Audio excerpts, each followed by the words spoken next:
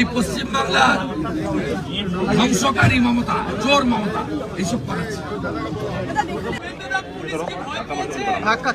মমতা ভয় পেয়েছে, লেডি কি ভয় পেয়েছে আরামবাগ থেকে, মাথা খারাপ।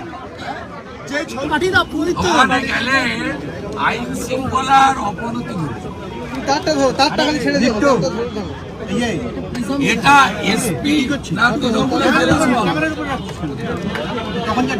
এটা এসপি না তৃণমূলের জেলা সভাপতি?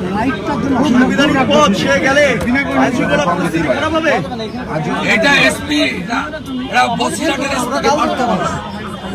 28 লক্ষ লোকের বিজেপি এমএলএ আর তাদের নেতা লিডার অফ অপোজিশন গেলে শান্তি ভঙ্গের আশঙ্কা।